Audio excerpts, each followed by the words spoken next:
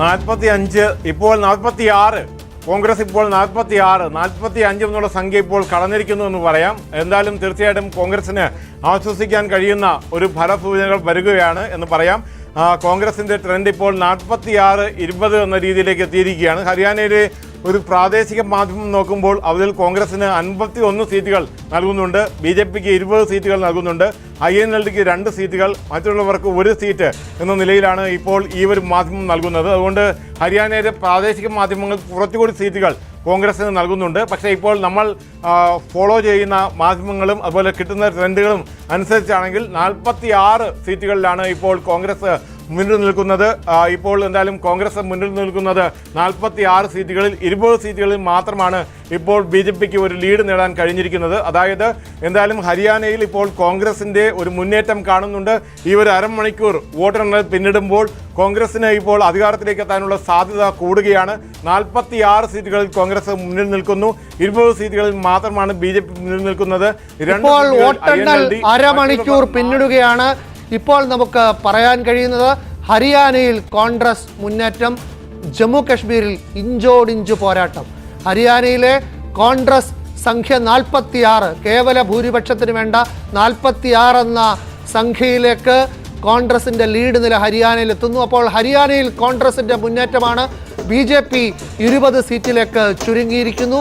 അതേസമയം ജമ്മു കശ്മീരിൽ ഇപ്പോൾ കോൺഗ്രസ് നാഷണൽ കോൺഫറൻസ് സഖ്യം ലീഡ് നിലയിൽ മുന്നിലാണെങ്കിലും അവിടെ ഇഞ്ചോടിഞ്ച് പോരാട്ടമാണ്. BJP 24 സീറ്റിൽ, PDPക്ക് 3, മറ്റുള്ളവർ 9. ആ സംഖ്യ വെച്ച് ഈ നാഷണൽ കോൺഫറൻസിന്റെ 30 അവർക്ക് ആശ്വസിക്കാവുന്ന ലീഡ് നിലയല്ല. പ്രശാന്ത്, ACC ആസ്ഥാനത്ത് ലഡു വിതരണവും തുടങ്ങി. ആഹ്ലാദ പ്രകടനം മാത്രമല്ല, ലഡുവിന്റെ നിറം പക്ഷേ കാവിയാണ്, ഓറഞ്ചാണ്.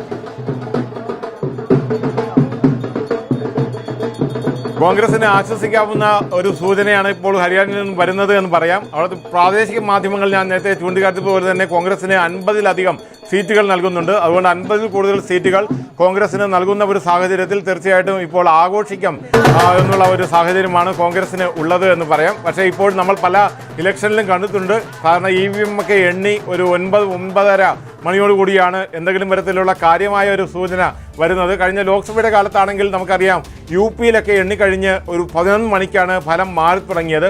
10-10:30 ആയപ്പോൾ ചില മാറ്റങ്ങൾ കണ്ടു തുടങ്ങി. 11 ആയപ്പോഴേക്കും UPയിലൊക്കെ ഫലം വളരെ രീതിയിൽ മാറി തുടങ്ങി. അതുകൊണ്ട് ആ ഒരു ട്രെൻഡ് ഇത് നിലനിൽക്കുമോ എന്നറിയാൻ കുറച്ചുകൂടി നമുക്ക് കാത്തിരിക്കേണ്ടി വരും. പക്ഷേ ഇപ്പോൾ എന്തായാലും കോൺഗ്രസിന് ആശ്വസിക്കാവുന്ന കാര്യം BJPക്ക് വലിയ മുൻതൂക്കമുള്ള ചില മേഖലകളുണ്ട്, പ്രത്യേകിച്ച് ട്രഡീഷണൽ BJP സീറ്റുകൾ എന്ന് പറയാം.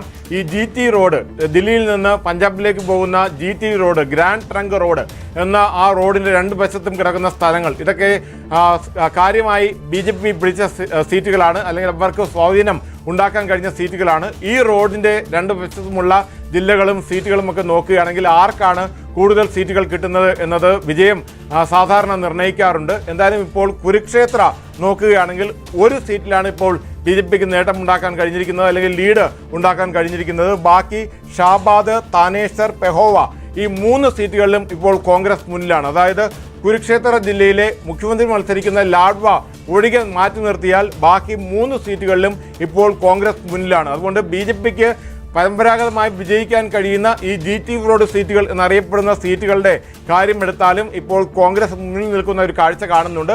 അത് വലിയൊരു ട്രെൻഡാണ്. തീർച്ചയായിട്ടും BJPയുടെ മേഖലകൾ കൂടി കോൺഗ്രസ് പിടിക്കുന്നു എന്നുള്ള ട്രെൻഡാണ്. അതുകൊണ്ട് അത് നമുക്ക് 47 സീറ്റിലേക്ക് കോൺഗ്രസിന്റെ ലീഡ് നില ഹരിയാനയിൽ ഉയർന്നിരിക്കുന്നു.